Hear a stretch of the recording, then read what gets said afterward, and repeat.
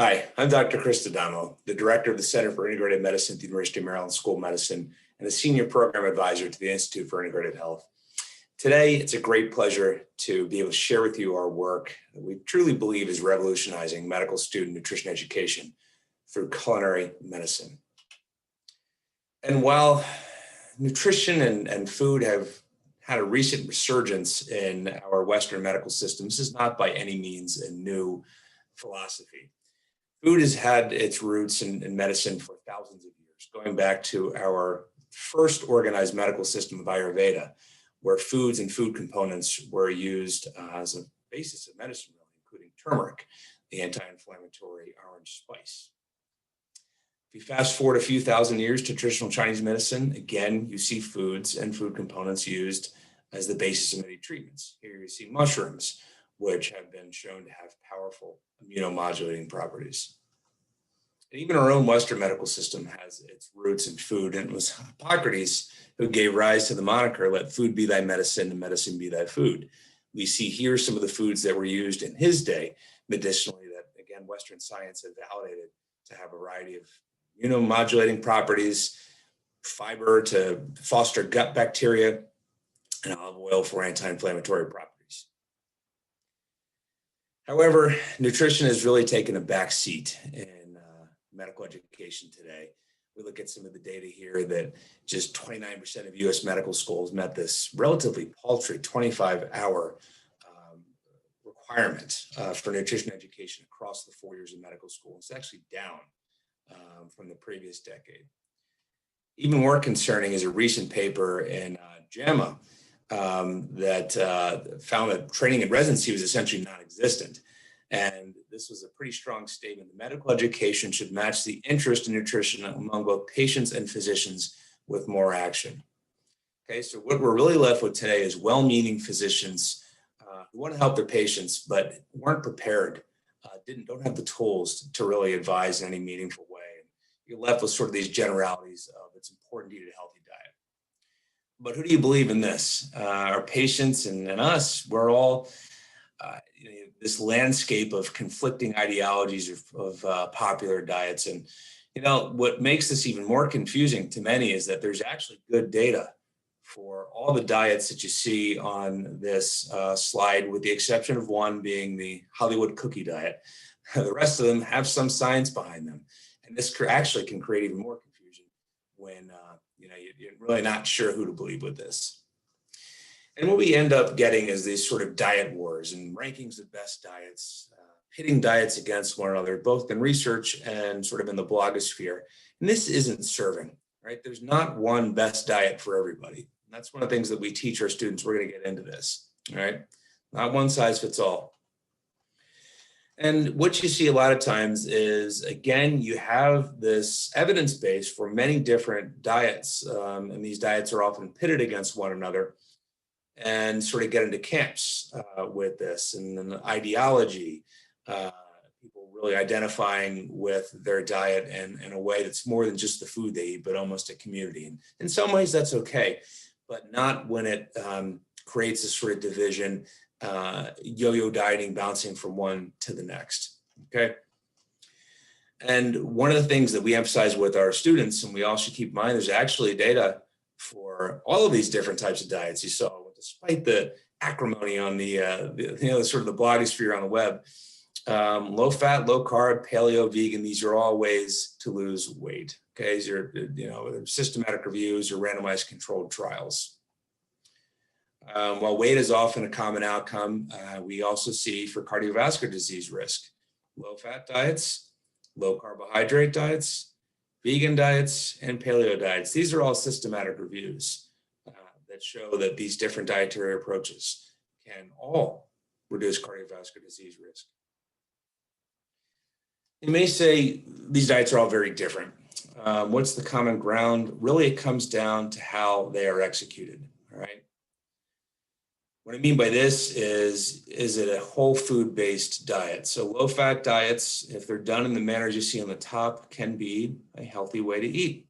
Not sure they're not no fat, but low fat, as opposed to the low-fat versions that you see on the bottom, which are going to cause inflammation and a variety of health issues.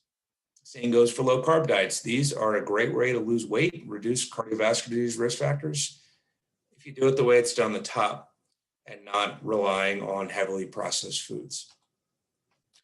So as opposed to this sort of emphasis on low fill in the blank, one thing that may be very helpful for patients and for us, with the food choices we make, is to focus on a diet that's high in nutrients, or a nutrient-dense diet. And there's many ways to quantify this. The number of nutrients per serving may be a way. I would advise against looking at per calorie, since healthy fats would be penalized in such a way. Or just really focusing on whole food instead of processed food. It's not a sexy message, but it is the common underlying theme among all these different diets. Color is another way that would indicate nutrient density, with a lot of these colorful pigments that are in foods. And as we see, actually, this can be done in a variety of ways. This would be a paleo-style diet. There's no one paleo diet, but this could be one of them. Not that much different, really, from vegetarian diets or even vegan diets. That would involve some supplements. But the base of these diets is more similar than it is different. And we really do advise people to move beyond the strict dietary dogma. We see this sort of unfolding in society now. Things like the Pegan diet, which is a combination vegan and paleo, or Mediterranean paleo. Some of these other Michael Pollan's work. That's getting away from the strict macronutrient focus or eliminating foods. And then we have these other factors that are important to planetary health. So buying locally, organic, non-GMO, these types of things. We're getting beyond that dogma that we've seen pitted against one another. And instead looking more for common ground, all right? As opposed to the pitting, what's the better of two, looking more of like a Venn diagram approach. Well, what are some of the commonalities among all these different diets? And I just want to leave you with this image for a second, that this is the way that I think it's best viewed. There are many paths to nutrient density. There's no one right way to eat. And if anyone tells you that, they're mistaken. It's that simple. There are many ways to eat healthy. It's not only plant-based. It's not only paleo. It's not only keto. It's not only Mediterranean. It can be any of the above, but there are some caveats. Now, with culinary medicine, this is a way to engage medical students in this type of knowledge in a way that's going to stick. When you throw cooking into it to really reinforce these important lessons. This began at Tulane University by a really interesting physician who had a previous career as a chef. They've been offering it for a number of years now to many medical students. It's now offered at over 25 academic medical institutions. The University of Maryland School of Medicine, we're the only, to my knowledge, to have it in the core curriculum, but it's wonderful to see this movement really, and outcomes data are being collected across institutions, including our own. I'm very excited about the data that we're going to be publishing soon. If you look at what has been published, we have seen that this culinary medicine education has helped with nutrition counseling abilities and even personal diet quality among medical students at Tulane as compared to sort of your standard lecture-based nutrition education. At other institutions, we've seen many of the same things: nutrition counseling confidence, knowledge, food identification, more comfort in the kitchen. Okay, so this is, see, these are all relatively recent publications. It's a new movement, but it's gaining steam. Our work has been collaborative with faculty and students from the University of Maryland School of Medicine and the Institute for Integrative Health in Baltimore, Maryland, whose wonderful teaching kitchen has hosted all this cutting edge work.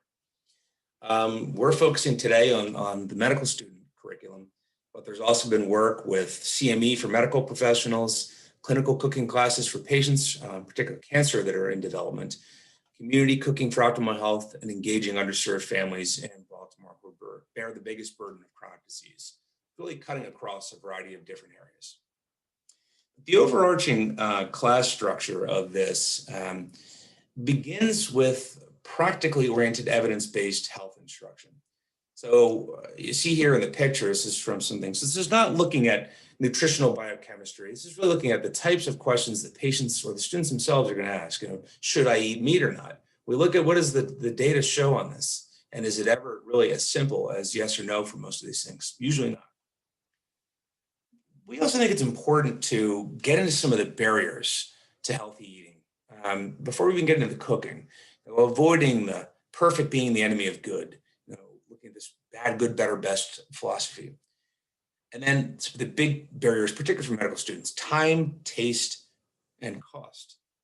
Cost being a big one, both for students, but I'm really encouraged to see this increasing awareness of socioeconomic disparities in health, and recognizing that not all patients can shop at Whole Foods. Okay, so we really get into a lot of these. You can see very practical tips here across the board. Not forgetting taste; it's very important. Food's got to taste good for people to stick with it.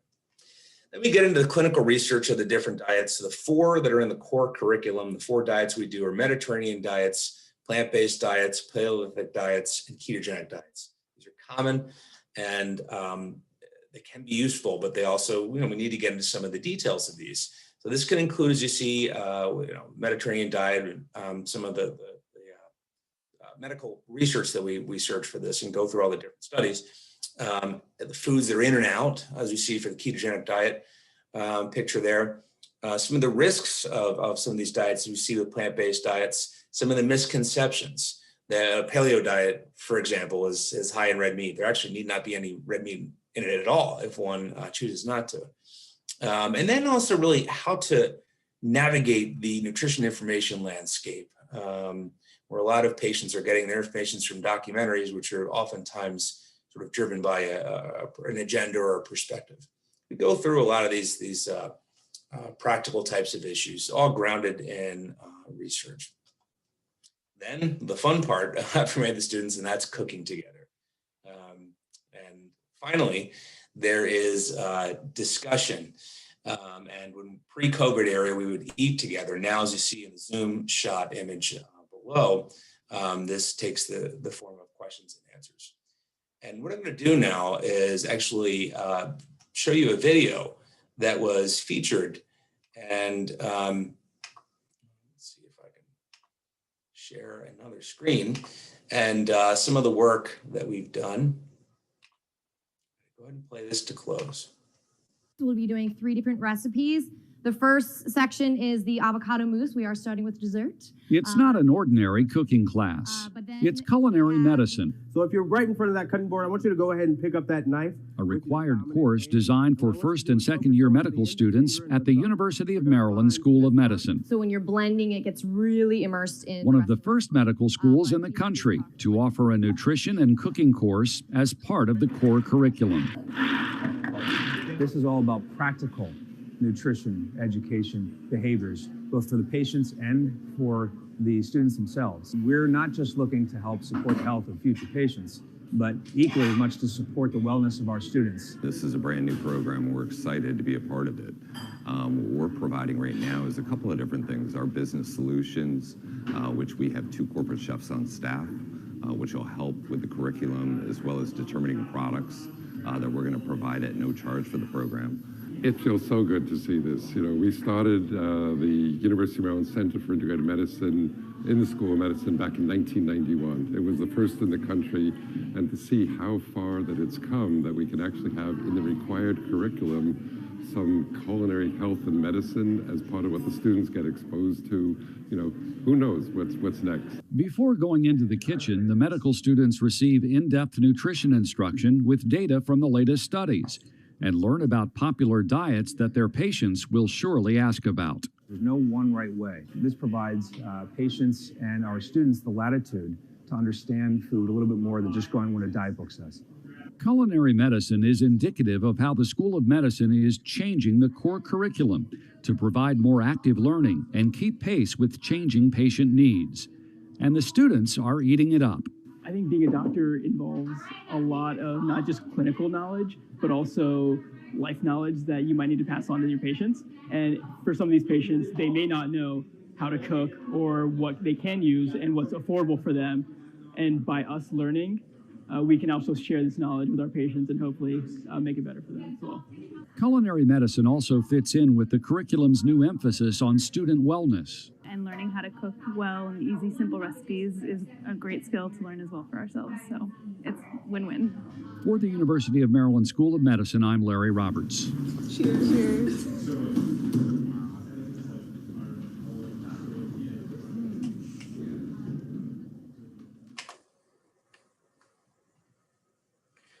Okay, I appreciate your attention, and it's been a pleasure getting to present this work.